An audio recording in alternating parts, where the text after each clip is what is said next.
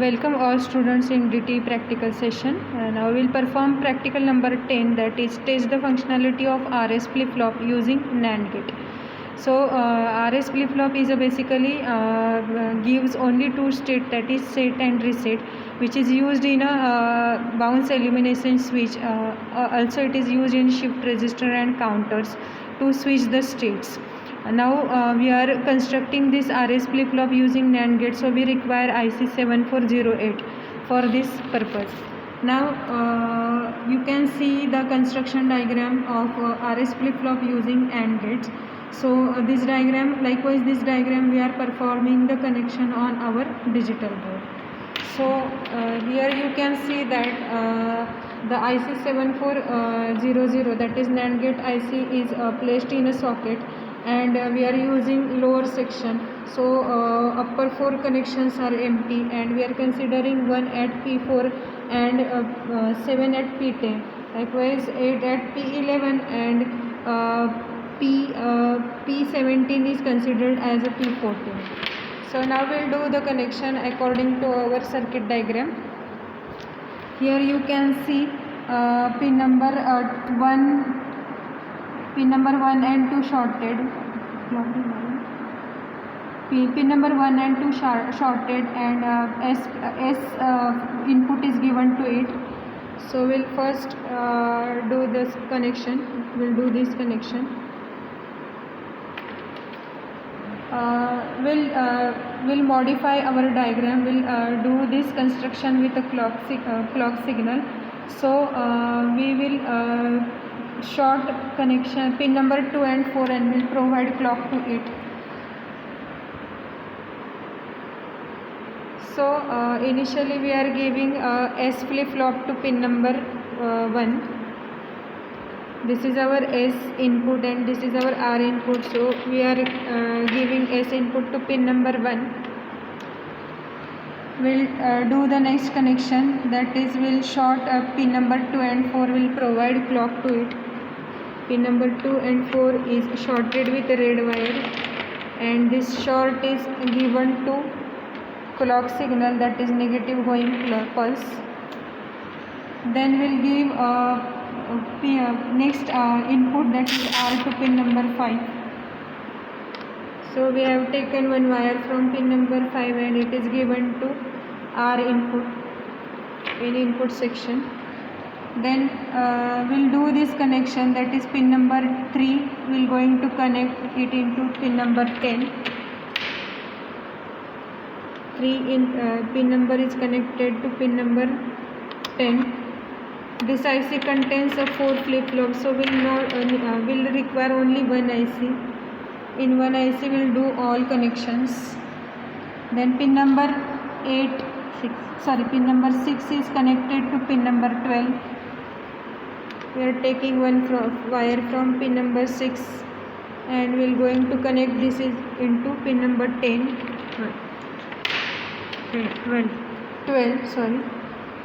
Then pin number 8 is given to pin number 13, that is we are providing feedback. Pin number 8 is connected to pin number 13. One feedback is done.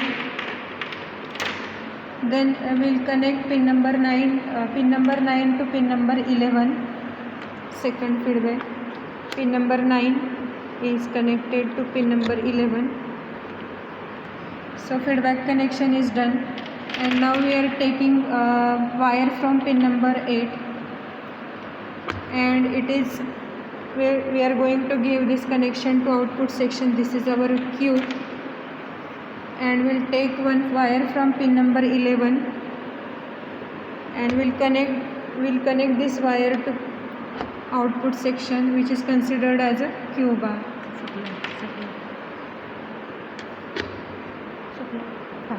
Supply is remaining. Pin number 7 is connected to ground, and pin number 14 is connected to VCC. So this is supply connection.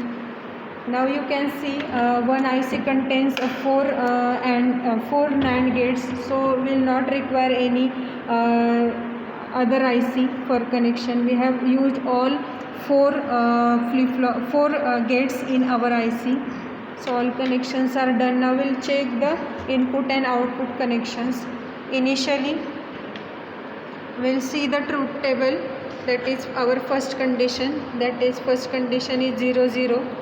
So we'll get q and q bar, that is a previous conditions. So you can see s and r is in 0 position, and this is your previous condition. Now we are applying clock input, but output is not changing, that means it is remains in a previous state. So we'll prove our first condition, that is s and r 0 0 and output is in previous condition. Either in spite of applying clock signal, we are getting the same output, means previous condition. Now next condition, we have applied s is equal to 0 and 1 is equal to r is equal to 1. This is our previous condition. Now we'll apply clock signal. So here output is changed, means if r is equals to 1, then this flip flop is reset. You can say it is in reset position because q is equals to 0 and q bar is equals to 1. So this is a reset position. Here reset is given and we are getting reset condition over here. So second condition is proved. Now we'll apply third condition, that is we have provided set input, means 1 0. We have applied set. This is our previous condition, and when we'll press a clock, flip flop will change its states and it will set. So you can see q is equals to 1 and q bar is equals to 0, means by applying set your flip flop is set. So output q is equals to 1 and q bar is equals to 0. Now we'll check a last condition, that is 1 1. So initially it is in a previous condition, flip flop is in previous condition. When we'll apply clock signal, then you can see the last condition, that is race around condition, means it is digitally not allowed state.